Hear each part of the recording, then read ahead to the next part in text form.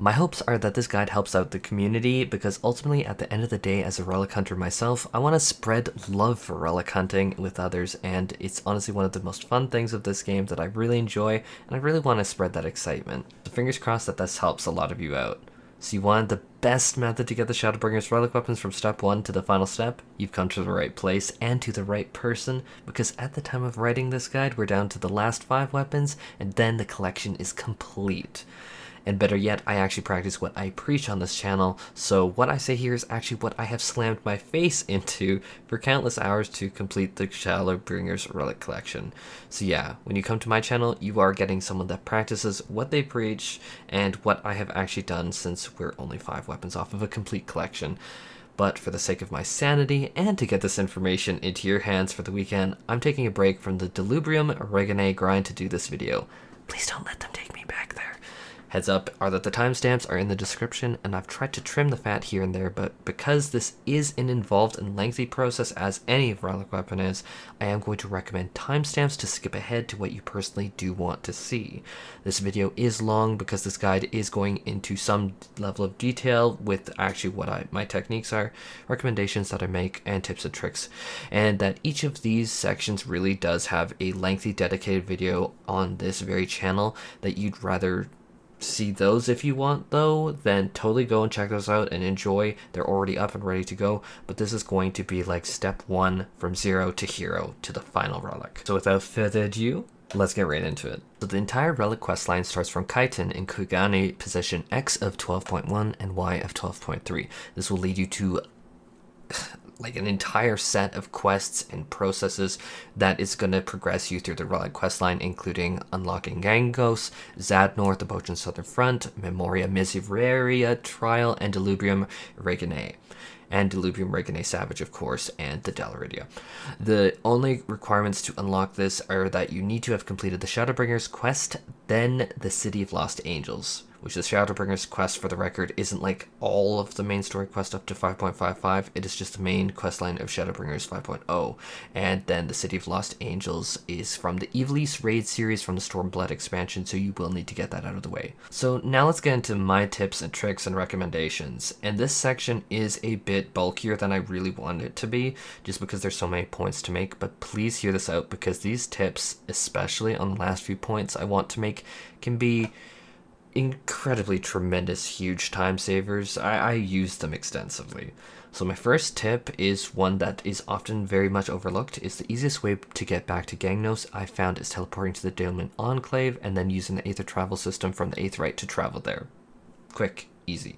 Second tip is that the core NPC that you will need to talk to for basically every single relic quest is Zlatan in Gangnos of 6.1 and then Y of 4.9. He's also where you could restart quests if you want to run multiple new relic weapons.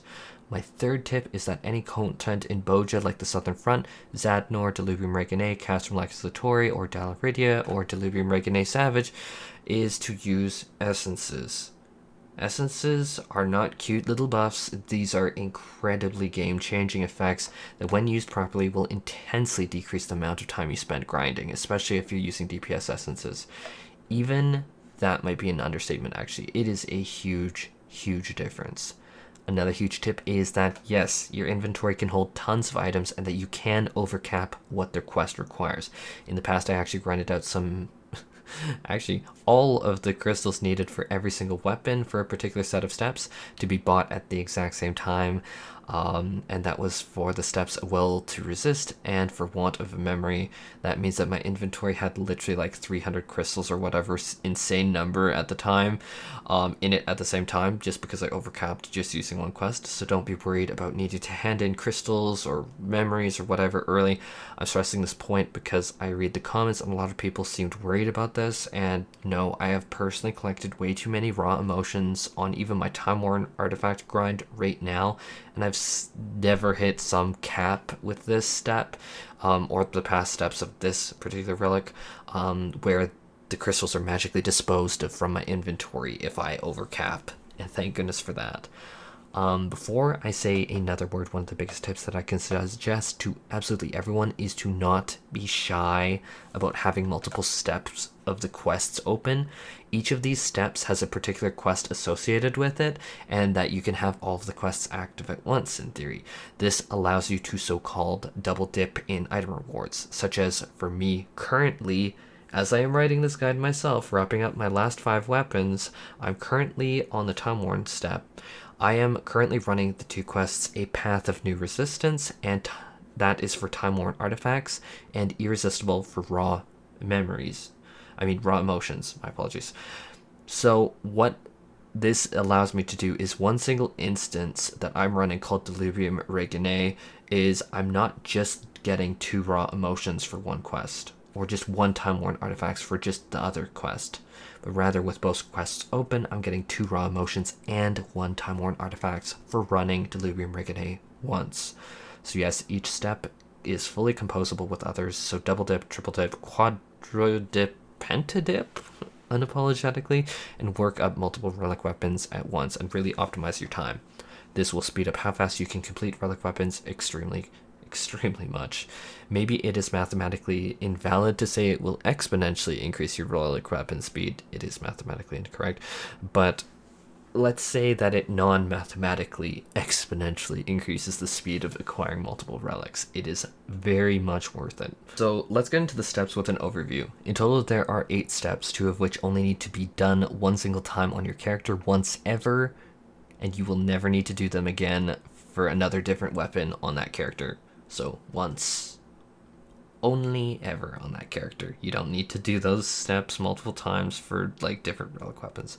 So the steps that you only need to do once are step 5, the resistance remembers, and step 7, which are going to be a set of 3 quests that you can take at once, hence why I bundled them as one single step in step 7, and that is going to be a fond memory, tell me a story, and spare parts. But just to make sure that I don't lose anyone on that point, I'm stressing this. I bundle those 3 quests up, so you should really be taking them all at the same time and completing them at the same time, especially with my approach that I recommend. They are, in my mind, one big gnarly step, grinding Rothgars and Zadnor. So the other 6 steps need to be done for every single weapon that you want to complete. And so these steps are going to be resistance is not futile, for want of memory, a will to resist, change of arms, a new path of resistance, and irresistible, which is fitting for these weapons because some of them are stunning. So let's start with the first step. Resistance is not futile. This step boils down to you need to buy 4 Thavenarian scale powder from Oriana Grande in Mordorama, who's going to sell you one of the Thavenarian scale powder for 250 poetic tonestones, and so that means for each weapon that is going to be 1,000 poetic tonestones per weapon. Which, if I'm being honest, 1,000 might sound like an intimidating number, but especially if you're doing daily roulettes, is really not that steep at all. Step 2 is for want of a memory, which involves you getting 20 of 3 different types of memory crystals, so a total of 60. So 20 of them are going to be tortured memory of the dying, 20 of them are going to be sorrowful memory of the dying, and 20 are going to be harrowing memory of the dying. For brevity though, I'm going to be calling these tortures, sorrows, and harrowings from now on. There are going to be 2 mechanisms to acquire these, either through grinding into Boshen's Southern Front or through fate grinding. My recommendation for the step is to farm fates in the Churning Mists for sorrowful memories, farm harrowing in the Dravanian hinterlands, and farm tortures in the Sea of Clouds.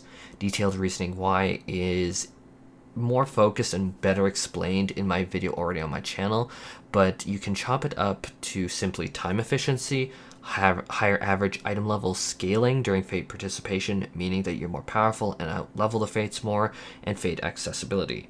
And if that sounded like word salad to you, then that video that I will have in the description on this step is in the deets.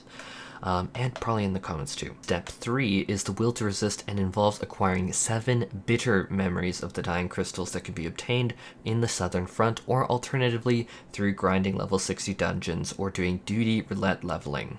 My recommendation is to still go to the anti-tower, as a pack of blue mages is insanely strong and can mow down the entire dungeon in roughly 7 minutes. Blue mages are absolutely bonkers insane, holy wow at achieving this, like insanely good. I cannot recommend it enough. What blue mages spells I use and their approach to the content, I do a deep dive in on that video. And just to make sure that this video doesn't hit an hour long, I'm going to leave those details to that video, because I do spend like 8 minutes going over that in depth and my personal abilities that I select to achieve this goal. Step 4 is going to be called a change of arms, which is to obtain 15 loathsome memories of the dying per relic weapon. This can be done by doing Southern Front activities, spamming Sick of It Tower, or cast Relaxously Tory. But hold up, there was a hot fix that buffed the drop rate of these in Southern Front activities, as well as made it so that cast Relaxously Tory gives you 5 of these. So my actual recommendation here today with these buffs is to go do Southern Front activities and wait for Custom Relaxory to pop. Custom Relaxory giving 5 per clear means 3 Custom Relaxory runs will reward you with 15 loathsome memories of the dying, and that's going to be all you need to get a single weapon done. And also Castrum is fun, engaging new content, and so while in the past I did recommend Sick of It Tower, slap that right out of your hands now. No one wants to do Sick of It Tower that has done Alliance raids and queued into that one for the past 7 years. The horror. Do Cast Relaxory, which also another added benefit is if you haven't acquired relic armor for Shadowbringers, the Cast Relaxory gives you Bojan coins to trade in for armor. Say Cast Relaxory like 10 times fast. Oh my god. Step 5 is the Resistance Remembers. And thankfully, I can't relate to remembering this step, as I have repressed this memory successfully. I kid, I remember it well. This is going to be the first of 2 steps for the relic weapon grind that you need to only do one single time on your character. Once. Not once per weapon, once for all weapons on that character. Thank goodness, because this actually was quite the grind. Step requires you to get 18 Haunting Memories of the Dying through Fates in Albania, and 18 Vexation Memories of the Dying through Fates in the Far Eastern maps, or grind Alliance raids Void Ark or Royal City of Rabanastre. So this step was also nerfed in patch 5.45 hotfix that nerfed the loathsome memories of the dying. The step, however, is RNG dependent if you're using Fates. So Fates dropping the memories is RNG dependent, and each clear of the Alliance raids Void Ark or the Royal City of Rabanastre will give you a guaranteed one. You can also grind other Alliance raids, but those are the ones that I do recommend. But since Fates are RNG, I'm still left at the same standstill I was before. Even though they were apparently buffed, I'd still grind Fates as I queued into Alliance raids and focus on optimizing time and just making sure that there's no real downtime for the step. Sometimes Alliance raid queues can be extremely long, and so you can probably get, honestly, a lot of Fates down in that time period. But I need to just remind, like, this is RNG dependent, so even recently I am still seeing some people say it's really great buff, and then I'm seeing other people say, well, my RNG has not been so great. So just remember though that this is a one-time step at the end of the day, and just get through it. Step 6 is a new path of resistance, and this is currently my own bane of my existence right now, that I literally just did a metric ton of my own data collection and statistics and spreadsheets on in patch 5.554. So this step requires 15 time-worn memories that can be obtained from either doing Diluvium Regane normal or from Palace of the Dead. So I'm going to be soberly honest here, the best way of doing this is doing Diluvium Regane using Party Finder that makes essences required. And so if you do Diluvium Regane in Duty Finder, queuing into it without like a pre-made party, honestly I've had runs push an hour in duration versus the Party Finder with everyone agreeing to use DPS essences, where usually the Party Finder is like 20 minutes or so. Anyone who isn't using them in the pre-made party should be removed from this party, not because they're bad, not because they're bad people, not because anyone's trying to be elitist, because that's not the point. I've seen many people die umpteen times. I've died many times myself in these, but rather because they are not agreeing to the aforementioned agreement in the Party Finder with this pre-made group, not a random queue, a pre-made group, that everyone uses DPS essences in this special built party.